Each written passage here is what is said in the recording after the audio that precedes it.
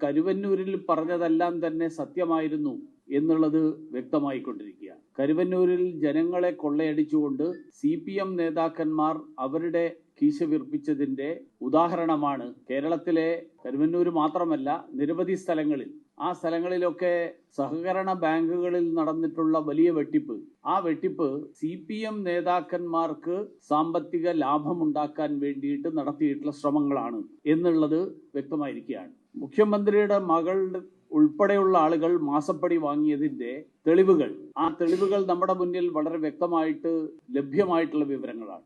വാസ്തവത്തിൽ ഈ വയനാട്ടിലൊക്കെ പോകുമ്പോൾ മനുഷ്യരുടെ ചോര കുടിച്ച് വീർത്ത അട്ടകളെ കാണാൻ CPMന്റെ നേതാക്കന്മാരെ താരതമ്യം ചെയ്യാമെങ്കിൽ ജനങ്ങളുടെ ചോര കുടിച്ച് ചീർത്ത അട്ടകളായിട്ട് CPM നേതാക്കന്മാർ അധപ്പതിക്കുന്ന സാഹചര്യം, ആ സാഹചര്യമാണ് ഇന്ന് കേരളത്തിലെ മാർക്സിസ്റ്റ് പാർട്ടിയുടെ സ്ഥിതി. രാജ്യത്തെ തന്നെ ഏറ്റവും നാണം കെട്ട പാർട്ടിയും സർക്കാരുമായിട്ട് ഈ സർക്കാർ മാറിക്കഴിഞ്ഞു.